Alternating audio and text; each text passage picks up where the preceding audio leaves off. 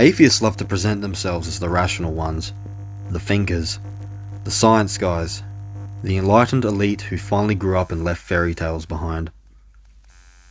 But there's a funny little contradiction hiding right at the core of that pride, one that they don't like to talk about, because if you ask them one simple question, the whole system collapses. Why do you trust your brain if you think it's just the product of blind evolution? Under atheistic naturalism, your mind is just a lump of grey matter, shaped over time by random mutations and survival pressures, not by truth, not by reason, just survival. If your thoughts are nothing more than electrochemical reactions designed to keep you alive, not to lead you to truth, then what makes you think your reasoning is trustworthy? You don't believe a computer randomly generated by erosion and lightning is reliable, so why would you believe your brain is? C.S. Lewis put it plainly: if the solar system was brought about by an accidental collision, and then the appearance of organic life on this planet was also an accident, and the whole mental and moral nature of man is accidental. Now here's where the atheist usually jumps in. Evolution favoured truth-detecting brains because accurate thinking helps survival. Sounds nice, but it assumes what it needs to prove. You're saying naturalism produced reason, and you know that because you reasoned it out using the brain that naturalism supposedly produced. That's circular. And worse, it ignores that survival and truth aren't the same thing. Delusions can help survival. False beliefs can preserve comfort. Evolution doesn't care about logic, only reproduction. Alvin Plantinga's evolutionary argument against naturalism crushes this point.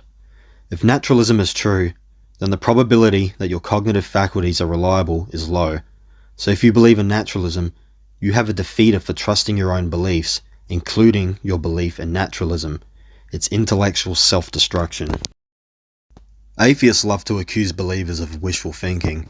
They say, you just want there to be a God. But here's the irony, they do the exact same thing.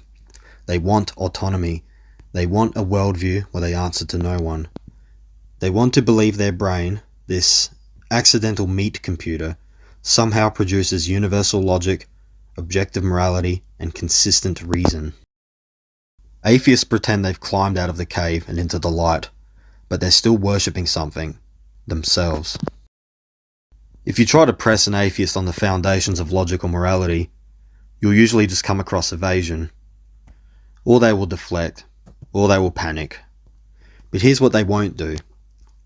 Actually ground their beliefs in their worldview.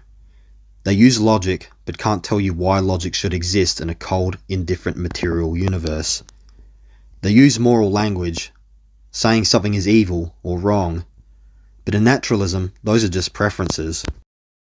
They don't lack intelligence, they lack humility, and that's what this really comes down to.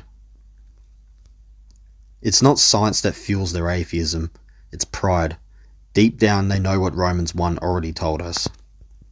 They suppress the truth and unrighteousness, for although they knew God, they did not honour him as God or give thanks. It's not ignorance, it's rebellion. They will say, I'd rather believe I'm a cosmic accident than admit I'm accountable to a creator, and I will not serve. That's the religion of atheism.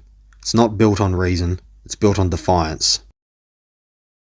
They call themselves brave, standing alone against a meaningless universe. But what's brave about running from the truth? What's noble about clinging to a worldview you can't even defend? The pride of atheism isn't strength, it's fear masquerading as intellect.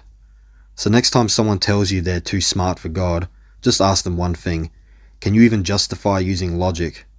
And then, watch the pride unravel. At the foundation of every argument lies a presupposition, a starting point that cannot be proven without begging the question.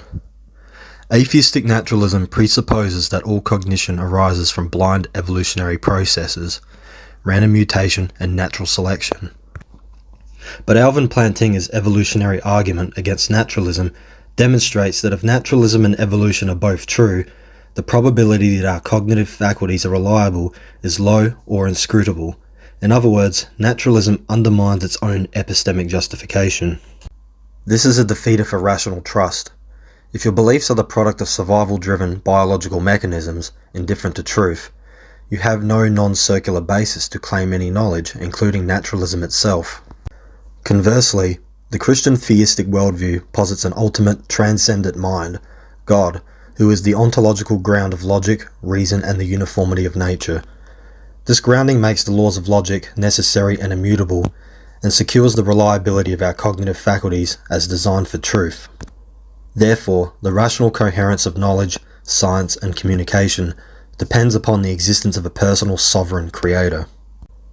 Without this grounding, reason collapses into skepticism or nihilism, making atheistic pride an epistemological folly, an intellectual house built on shifting sands.